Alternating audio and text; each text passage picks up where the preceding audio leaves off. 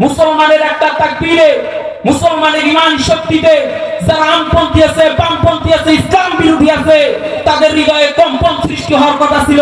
কিন্তু আজকে বড় বড় সমাবেশ হতেছে, ইসলামী সমাবেশ, বড় বড় তাফসীরুল কোরআন মাহফিল হইতেছে, কিন্তু ইসলাম বিরোধী কোনো কিছু হইতেছে না। কটূক্তি হচ্ছে, নবীকে নিয়ে কথা বলতেছে, আর বলে কোরআনকে নিয়ে অপমান করতেছে, তবু তাদের কোনো কিছু হইতেছে না। এত বড় বড় সমাবেশ, এত বড় বড় ইসলামী কনফারেন্স, এত বড় বড় ইসলামী আন্দোলন, তবু কোনো কিছু হইতেছে না আমপন্থী বামপন্থী ইসলাম বিরোধী। কারণ কি? আমরা যে একটা বাগের জাতি, আমাদের যে একটা তাকবীর আছে, আমাদের যে একটা হুঙ্কার আছে, আজকে আমরা ভুলিয়ে গিয়েছি। এই কারণে আমি এই কথাটা বলতে চাই যে আমাদের তাকবীরকে, আমাদের ঈমান শক্তিকে বাড়াইতে হবে। সামনে নবী আলাইহিস সালাতু ওয়াস সালামের ভবিষ্যৎবাণী যে সামনে বড় একটা যুদ্ধ হতে চলেছে, হক বাতিলের যুদ্ধ। যুবক ভাইদেরকে প্রস্তুত হতে হবে হক বাতিলের বিরুদ্ধে, হকের পক্ষে থেকে, হকের ঝান্ডা নিয়ে, হকের পক্ষে থেকে বাতিলের মোকাবিলা করার জন্য যুবক ভাইদেরকে প্রস্তুত এখন থেকে রেডি থাকতে হবে। কিন্তু আজকে যুবক ভাইদেরকে, আমাদেরকে, মুসলিম জাতিকে ধ্বংস করার জন্য আজকে আমাদেরকে যে প্রচেষ্টা, যে চালাতে হইতেছে, আমাদের যুবক ভাইকে ধ্বংস করে দিয়েছে নারী, মাদক, তারা এডিক্টেড হয়ে আজকে তারা দিন থেকে সরে গিয়ে ঈমানি শক্তি হারিয়ে ফেলিয়ে আজকে আমরা নারায়ে তাকবীর স্লোগান, এত কোরআনের আল কোরআনের স্লোগান, এত মাহফিল, এত কোরআনের কথা, তবু বাতিলের, তবু ইসলাম বিরোধীদের দমন করতে পারতেছে না, তবু ইসলাম বিরোধীরা, তবু কোরআন বিরোধীরা দমন হইতেছে না। কারণ আজকে আমরা বাগের জাতি, আমরা একটা বাগের জাতি আজকে আমরা ভুলে গিয়েছি। এই কারণে আমি এই কথাটা স্মরণ করে দিতে চাই যে গোটা বিশ্বের মুসলমান, আমার মাইকের সাউন্ড যতদূর যাইতেছে সকলের কানে কানে আমি এই কথাটা পৌঁছে দিতে চাই, এই কথাটা আমি শেয়ার করতে চাই যে আপনারা জাগুন, আপনার হৃদয়কে জাগান, আপনার ঈমান শক্তি বাড়ান। ফজরের সময় ঠান্ডা পানিতে ওযু করে নামাজ পড়ুন, ঈমান শক্তি বাড়ান। আর ঈমান শক্তি যখন আপনার বাড়বে, তখন আপনার একটা তাকবীরে, একটা স্লোগানে, আপনার একটা কথাতে যারা ইসলাম বিরোধী আছে, আমপন্থী বামপন্থী, কোরআন বিরোধী, নবী বিরোধী, তাদের হৃদয়ে কম্পন সৃষ্টি হবে। তারা ইসলাম নিয়ে কটূক্তি করা, ইসলাম নিয়ে কথা বলা, যারা নবীকে নিয়ে কথা বলা, নবীকে নিয়ে কটূক্তি করা, তাদের ভিতরে ভয় চলে আসবে, তারা করতে সাহস পাবে না।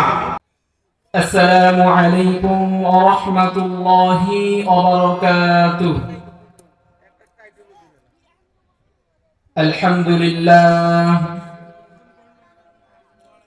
আলহামদুলিল্লাহি রাব্বিল আলামিন, ওয়াসসালাতু ওয়াসসালামু আলা সাইয়্যিদিল মুরসালিন ওয়া খাতামান নাবিয়্যিন ওয়া আলা আলিহি ওয়া আসহাবিহি আজমাইন। أما بعد فأعوذ بالله من الشيطان الرجيم.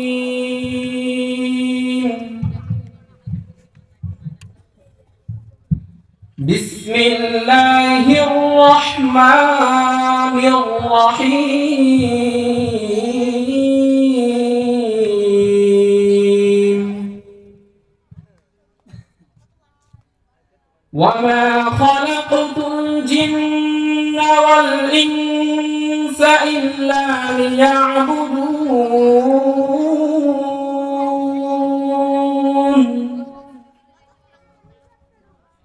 بسم الله الرحمن الرحيم. والعصر إن الإنسان لفي خسر إلا الذين آمنوا وعملوا الصالحات وتواصوا بالحق وتواصوا بالصبر.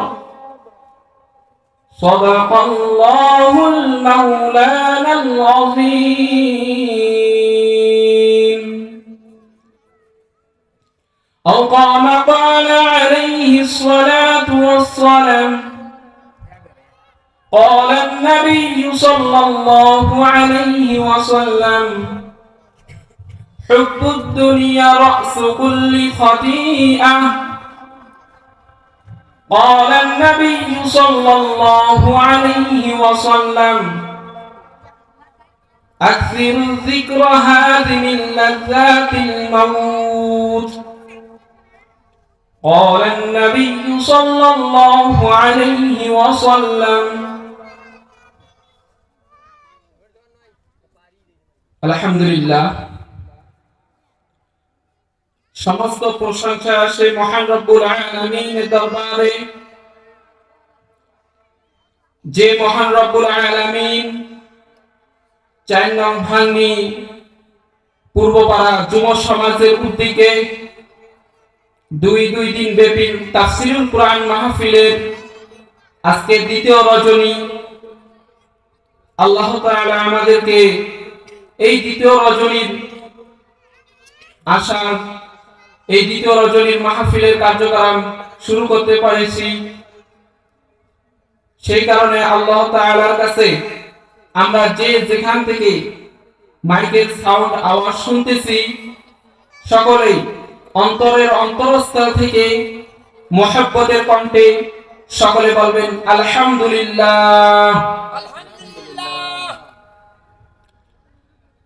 লাখো কোটি দরুদ ও সালাম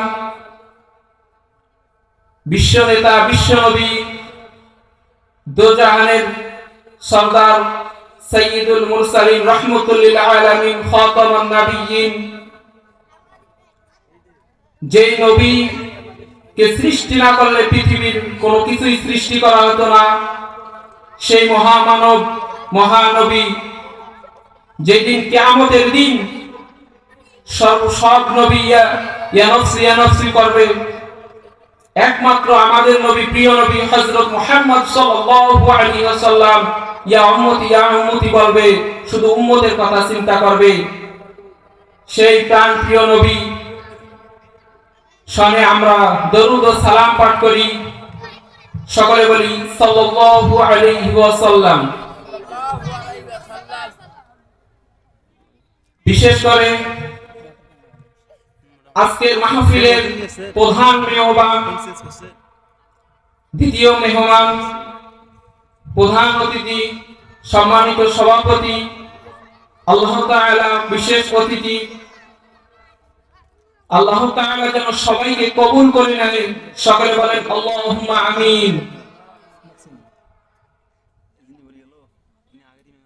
আর যাদের অক্লান্ত পরিশ্রমে দীর্ঘদিন অপেক্ষা করে 2 দিন তাফসীরুল কুরআন মাহফিলের আয়োজন করেছে, যে যুবক ভাইয়েরা মেধা দিয়ে, টাকা পয়সা দিয়ে, শ্রম দিয়ে আজকের এই সুন্দর একটি তাফসীরুল কুরআন মাহফিলের আয়োজন করেছে, সেই যুবক ভাইদেরকে যেন আল্লাহ তাআলা কবুল করে নেয়, সকলে বলেন আল্লাহুম্মা আমিন। সেই সাথে আজকের মাহফিল যেন আল্লাহ তাআলা কবুল করে নেয়, সকলে বলেন আল্লাহুম্মা আমিন।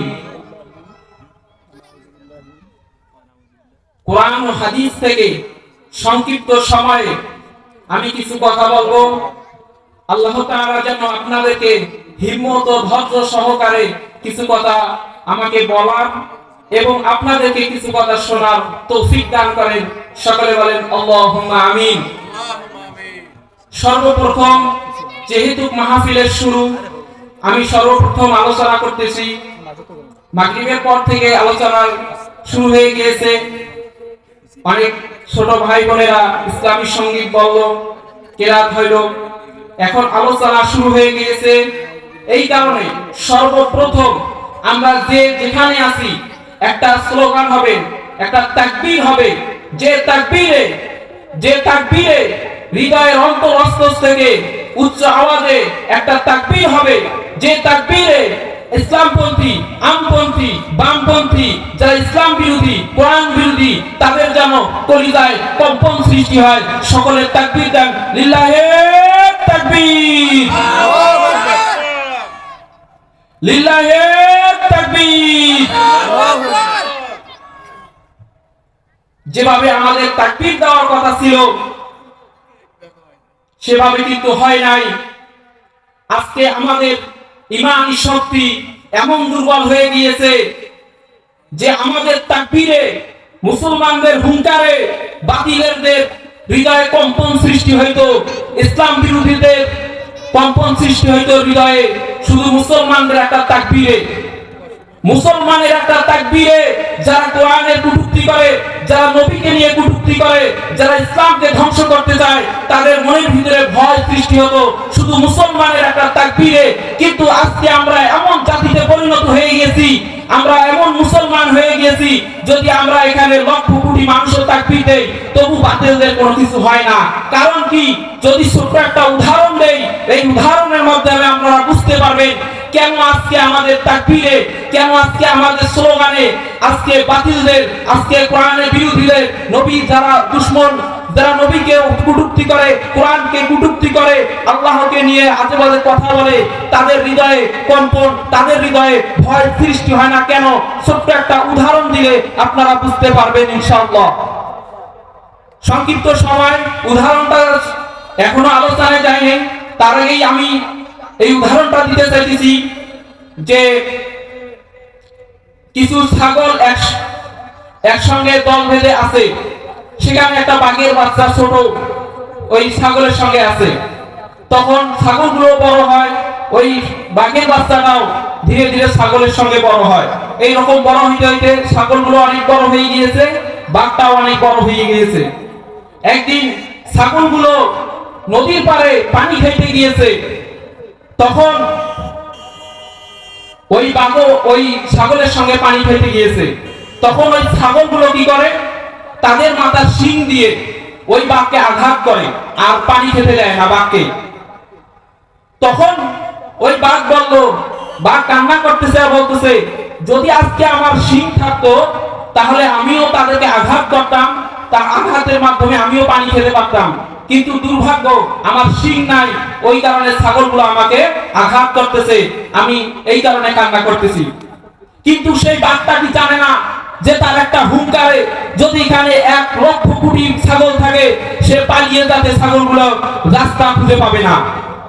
সেই রকম মুসলমানের একটা হুঙ্কারে, মুসলমানের একটা তাকবীরে, মুসলমানের ঈমান শক্তিতে যারা আমপন্থী আছে, বামপন্থী আছে, ইসলাম বিরোধী আছে, তাদের হৃদয়ে কম্পন সৃষ্টি হওয়ার কথা ছিল।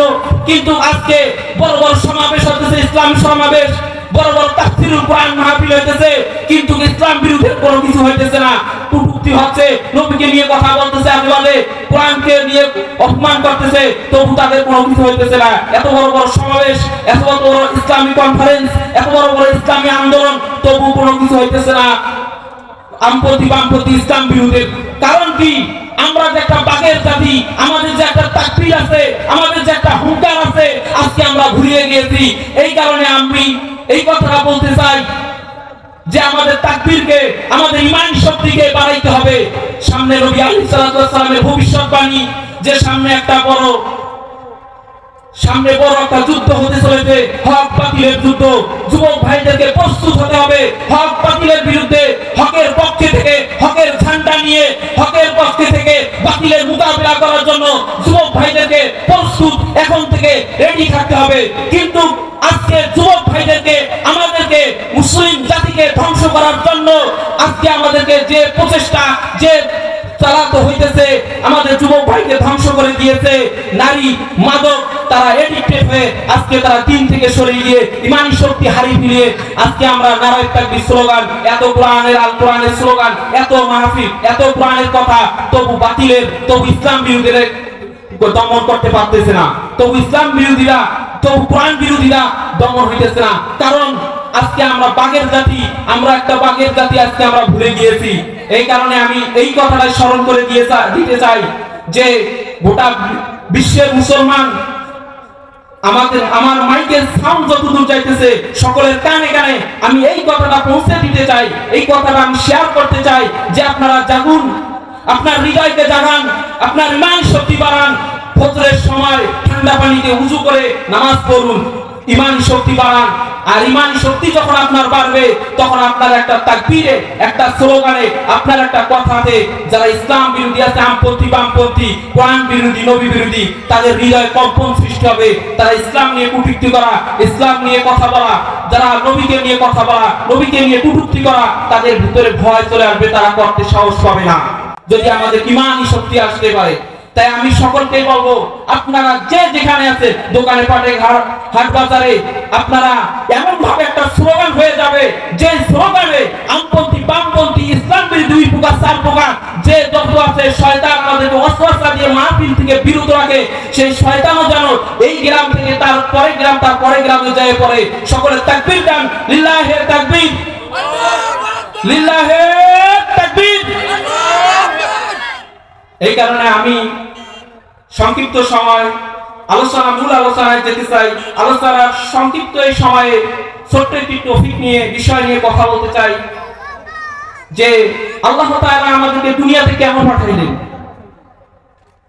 আল্লাহ তাআলা আমাদেরকে দুনিয়াতে কেন পাঠাইলেন, আমরা দুনিয়াতে কি জন্য আসলাম, আমাদের উদ্দেশ্যটা দুনিয়াতে আসার কি, এই টপিক, এই বিষয়ের প্রতি সংক্ষিপ্ত সময় আলোচনা করব। আল্লাহ তাআলা যেন আমাকে এই সংক্ষিপ্ত সময় কোরআন হাদিস থেকে কিছু বলার এবং আপনাদেরকে কিছু কথা মনোযোগ সহকারে শ্রবণ করার তৌফিক দান করুক। সকলে বলেন আল্লাহুম্মা আমিন। আল্লাহ তাআলা সূরাতুল জারিয়াতের মধ্যে বলেন, ওয়া মা খালাকুতুল জিন্না ওয়াল ইনসা ইল্লা লিয়াবুদুন।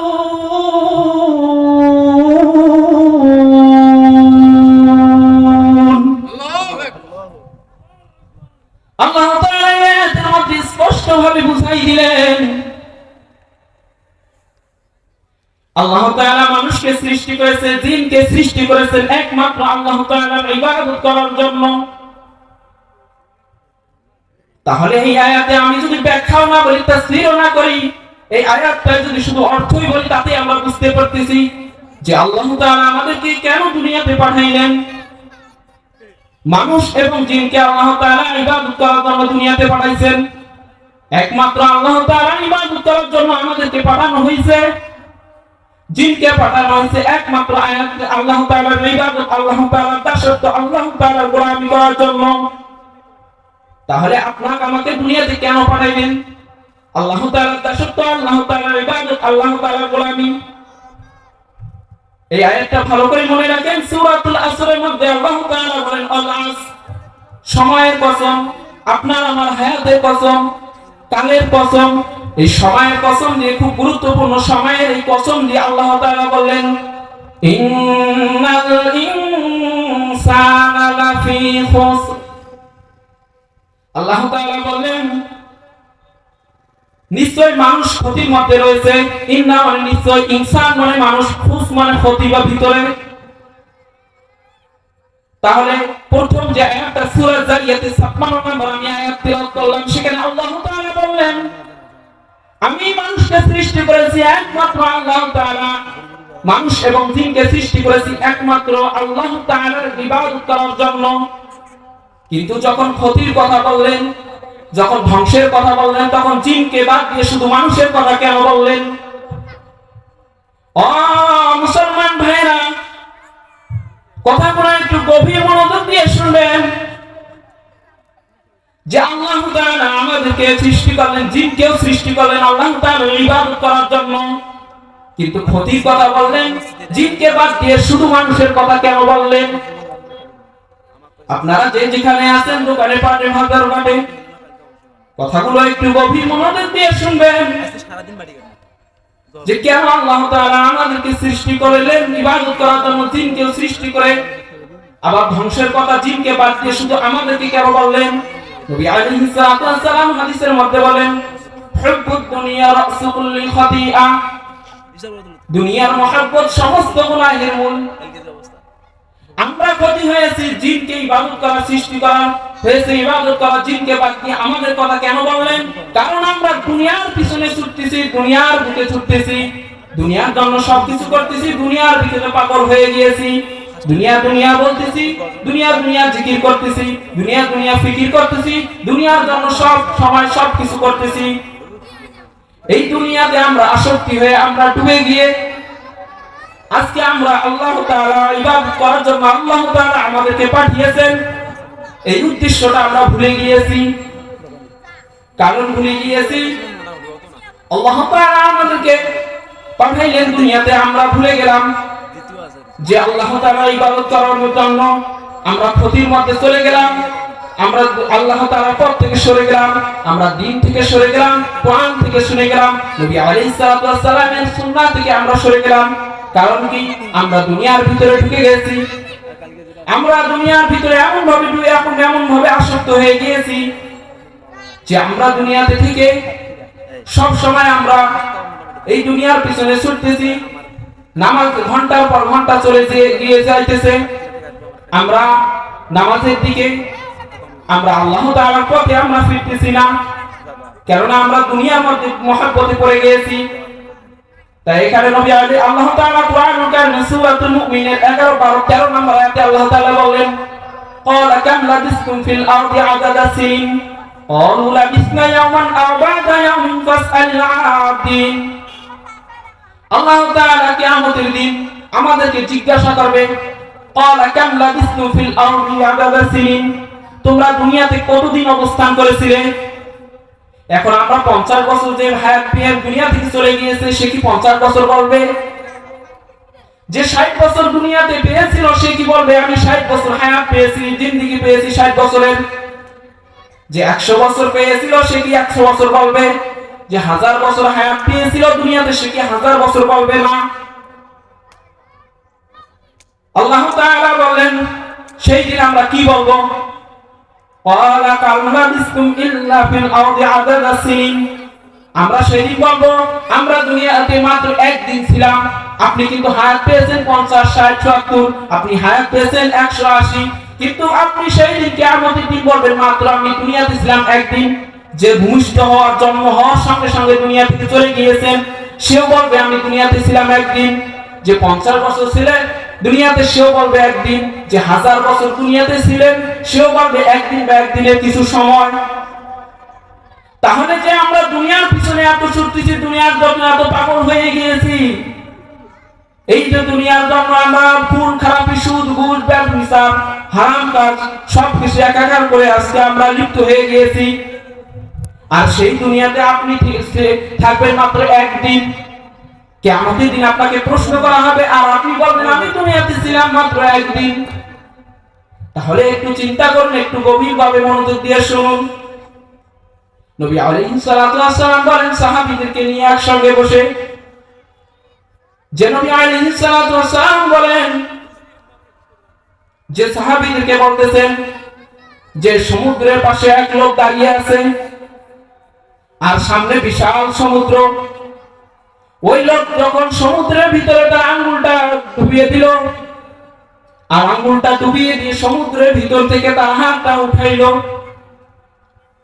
আল্লাহর নবী রাসূল সাল্লাল্লাহু আলাইহি ওয়াসাল্লাম সাহাবীদেরকে বুঝাইতেছেন যে ওই যে বিশাল সমুদ্রে আর ওই লোকটা যে আঙ্গুলটা পানিতে দিছিল, ওই তার আঙ্গুলের ডগায় লাগায় এক ফোঁটা পানি আর ওই বিশাল সমুদ্রের পানির সাথে কি তুলনা করা যাবে? কখনো সম্ভব না, কোনোদিনও না। কেন? বিশাল সমুদ্রে বিশাল পানি আর তার হাতের আঙ্গুলে লাগা ডগায় সামান্য একটু পানি, যার সাথে সমুদ্রের পানির সঙ্গে মিলানো যাবে না, তুলনা করা যাবে না। সেইভাবে নবী করিম সাল্লাল্লাহু আলাইহি ওয়াসাল্লাম এই উদাহরণের মাধ্যমে বুঝাইলো যে ওই ব্যক্তির হাতের আঙ্গুলের ডগায় যতটুকু পানি সেটা হলো দুনিয়া, আর সামনে যে বিশাল সমুদ্র এটা হলো আখিরাতের জগৎ। তাহলে একটু চিন্তা করুন, একটু ভাবুন। ও মুসলমান ভাইরা, একটু চিন্তা করুন, একটু ভাবুন, দুনিয়া কতটুকু ছোট, কতটুকু ছোট। আপনার দুনিয়াতে আপনার বাবা ছিল, আপনার মা ছিল, আপনার ভাই ছিল, আপনার বন্ধু বান্ধব অনেকে ছিল। যেই বাবা যেই মা আপনাকে 10 মাস গর্ভে ধারণ করেছে, কত শীতের দিন গিয়েছে, কত ঠান্ডার দিন গিয়েছে, বুকের দুধ পান করে মায়ের কোলে পেশাব পায়খানা করে দিয়েছি।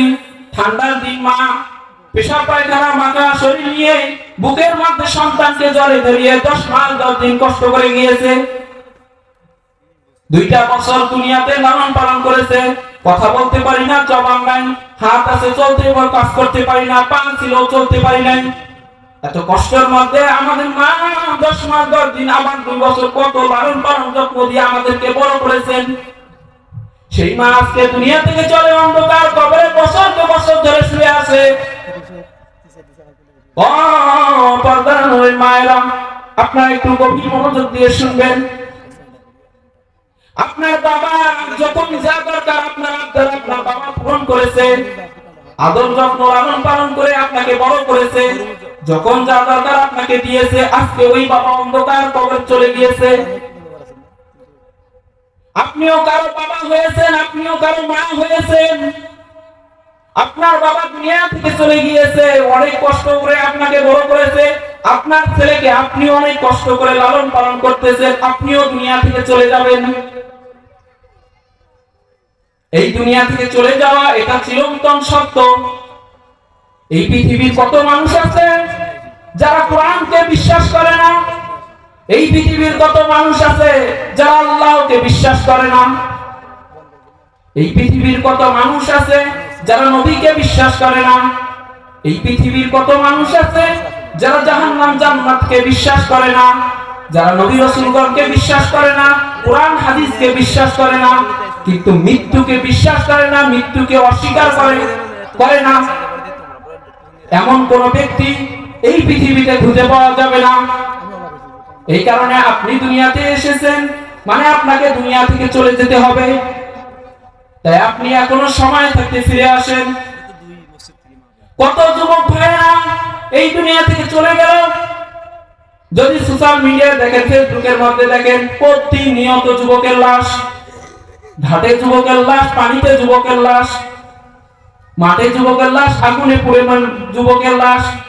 যে যুবক রং তামাশা দুনিয়ার মধ্যে ব্যস্ত, ওই যুবকের লাশ প্রতিনিয়ত চলতেছে।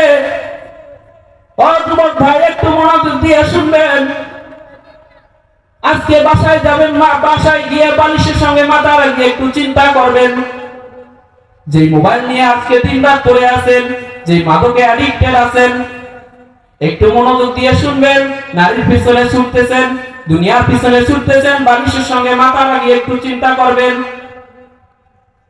আজকে যদি একটা জমিন থেকে আসমান পর্যন্ত কালো কুচকুচো লম্বা একটা মানুষ আপনার সামনে এসে দাঁড়িয়েছে, অন্ধকার রুম, আপনার দেখার সঙ্গে স্বপ্নে আপনার গলার ভিতর শুকিয়ে গিয়েছে, আজরাইল আপনার সঙ্গে এসেছে, এসে আপনার জানটা নিয়ে চলে গেল। এখন আপনি কবরে চলে গেলেন, তারপরে আপনার কি হবে এই বিষয়টা একটু চিন্তা করবেন। এই বিষয়টা একটু চিন্তা করবেন যুবক ভাইরা, যে আমি আরো বাঁচবো, আরো 10 বছর, আরো 5 বছর বয়স হলে নামাজ পড়বো, বয়স হলে আল্লাহ তাআলার ইবাদত করবো। কিন্তু কত যুবক যে মারা যাইতেছে কিছুদিন আগে, ঢাকা থেকে আসবে, ছেলেটা বিদেশ গেছে 5 বছর আগে, বিদেশ গেছে 5 বছর আগে, মা বাড়ি থেকে ফোন দেয়, বাবা 5টা বছর ধরে তুই বিদেশে আসিস, তোর মুখটা দেখি না। ফোনের মধ্যে শুধু তোর কণ্ঠ শুনি, কত ঈদ যায়, পরব যায়, তোকে দেখতে পারি না। ঈদের সময় আসে, তোর বাবারা নতুন পাঞ্জাবি, তোর ভাইয়েরা নতুন পাঞ্জাবি গায়ে দিয়ে ঈদগাহ মাঠে যায়। আর বাবা তুই 5 বছর ধরে বিদেশে আসিস, তোর মুখটা আমি দেখি না। সবাই ঈদ যায়, সবাই নতুন পাঞ্জাবি নিয়ে চলে যায়, তোকে আমি দেখি না। আজকে ঈদের দিন বাবা তুই কি করিস? কয় মাস সময় রান্না করে কেবল খেলাম। ওই প্রবাসী ছেলে বিদেশ থেকে ফোনের মধ্যে ঢুকটুক আওয়াজ মা শুনতে পেরে মায়ের গল্প হৃদয়ের মধ্যে এসেছে, বাবা তুই সত্যি বল, তুই সেমাই খেয়েছিস, ঈদ পালন করছিস? ওই যুবক বলে, বিদেশ থেকে মা যেখানে কাজ করি সেই মালিক ঈদের দিনও ছুটি যায় না, ঈদের দিনও কাজ করতেছি। মায়ের চোখ দিয়ে অঝরে পানি চলতেছে, বাবা পিছন থেকে এসে ডাকতেছে, ওগো কি হয়েছে, তুমি কান্না করো কেন? তোমার ছেলে তোমার জন্য এই যে দামি শাড়ি পাঠাইছে, ধরো নাও। তখন ওই ছেলে বলতেছে, তখন ওই মা বলতেছে, বাবা আমি এই দামি শাড়ি নিয়ে কি করবো? যে দামি ছেলে আজকে বিদেশের মধ্যে ঈদের পর্ব, কত ভাই, ছোট ভাই, বড় ভাই, বোনেরা সকলে আনন্দ মজা করতেছে। আর ওই ঈদের দিন কাজ করে টাকা রোজগার করে কষ্ট করে সেই শাড়ি মা আমি কেমনে পরবো? এইভাবে 5টা বছর চলে গেল। মা থেকে ছেলে ফোন দিয়ে বললো, মা আমি বাড়ি যাচ্ছি। মা এই কথা শুনে খুশিতে আত্মহারা হয়ে গেল এবং বললো, কে কোথায় আছো? আসো আমার ছেলে 5 বছর পর বিদেশ থেকে আসতেছে, তোমরা কে কোথায় আছো চলে আসো, আমার ছেলে 5 বছর পর বিদেশ থেকে আসতেছে। ফুলের মালা তোরা সাজাও, রঙে রঙের পিঠা, রঙে রঙের খাবার বানাও। আমার ছেলে 5 বছর আমার হাত দিয়ে খায় না, আজকে এসে আমার হাত দিয়ে খাবে। ওই 5 বছর থেকে বিদেশ থেকে আসার পথে হঠাৎ গাড়ি অ্যাক্সিডেন্ট হয়ে গেল। বাবার ওই ছেলের ফোন দিয়ে ফোন আসলো, বাবা ফোন দিয়ে বলল হ্যালো। ওই ছেলের কণ্ঠ না, অন্য একটা মানুষ বলতেছে এই ফোনের মালিক গাড়ি অ্যাক্সিডেন্ট করে মারা গিয়েছে। বাবা এই কথা শুনে সব সময় চমকে গেল, হতভম্ব হয়ে গেল যে কি বলেন, আমার ছেলে তো বিদেশ থেকে আসতেছে। কয় আপনার ছেলে বিদেশ থেকে আসার সময় গাড়ি অ্যাক্সিডেন্ট হয়ে মারা গিয়েছে, আসেন দেখে যান, আপনার ছেলের লাশটাকে নিয়ে যান। বাবা কোনো কিছু না বলে গাড়ি নিয়ে চলে গেল ছেলের লাশ আনতে। যখন ছেলের লাশ অ্যাম্বুলেন্সে করে নিয়ে আসতেছে, বাড়ির সামনে যখন অ্যাম্বুলেন্সের সাউন্ড চলে আসছে, তখন তার মা বলতেছে কে আবার মারা গেল, এই অ্যাম্বুলেন্সে করে আমার বাড়িতে আবার কে আসতেছে। যখন মা ঘর থেকে বেরিয়ে আগিয়ে গেল, এগিয়ে গিয়ে সামনে দেখলো তার 5 বছর থেকে ছেলে, যে ছেলে বিদেশ থেকে আসতেছে, সেই ছেলে লাশ হয়ে বাড়িতে ফিরে গেল। মা এই দৃশ্য দেখার সঙ্গে সঙ্গে মাথা ঘুরে বেহুশ হয়ে জ্ঞান হারিয়ে জমিনের মধ্যে পড়ে গেল। ও যুবক ভাই, এইভাবে তুমি কোথায় থাকো না থাকো, তুমি যানবাহনে চলাচল করতেছো, কখন না জানি যানবাহন অ্যাক্সিডেন্ট হয়ে তুমি মৃত্যুবরণ করে লাশ হয়ে বাড়িতে ফিরবা, এর কোনো গ্যারান্টি তুমি দিতে পারবা না। তাই বলি দুনিয়ার এই সংক্ষিপ্ত সময়ে অযথা গান বাজনা, হারাম বাদ্যযন্ত্র, হারাম কাজে লিপ্ত না হয়ে তুমি দিনের পথে ফিরে আসো। তুমি ইসলামের মুজাহিদ হও, ইসলামের জন্য কাজ করো, দিনের কাজ করো, কোরআনের পথে থাকো, আল্লাহ তাআলার ইবাদত করো, ফিরে আসো। জীবনে যা করেছি সবগুলো বাদ দিয়ে আজ থেকে ভুল শুধরে আপনারা চলে আসেন, দিনের পথে আসেন, 5 ওয়াক্ত সালাত সময় মতো আদায় করেন। কখন কার মৃত্যু আসবে আমরা কেউ জানি না। মৃত্যু আসার আগে আমাদেরকে আসল ঠিকানায় যে রব আমাদেরকে যে উদ্দেশ্য দুনিয়াতে পাঠাইছেন, সেই উদ্দেশ্য আমাদেরকে হাসিল করতে হবে। যে যেখানে আছেন সবাই অন্তর থেকে তওবা করবেন, আজকে থেকে এই মুহূর্তে থেকে এই ঈশার নামাজ আমি সালাত আদায় করব ইনশাআল্লাহ। এই চিন্তা নিয়ে, এই মনোভাব নিয়ে আপনি তওবা করেন, কেননা দুনিয়ার জীবন খুবই সংক্ষিপ্ত।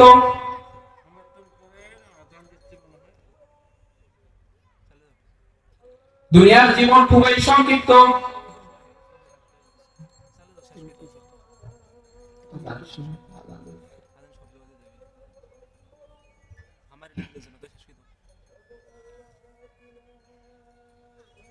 এশার আযান হইতেছে, এই কারণে আলোচনা খুবই সংক্ষিপ্ত। এশার নামাজ হবে, আযান হবে। যে আলোচনা করলাম সংক্ষিপ্ত সময়ে, আমি ছাত্র মানুষ,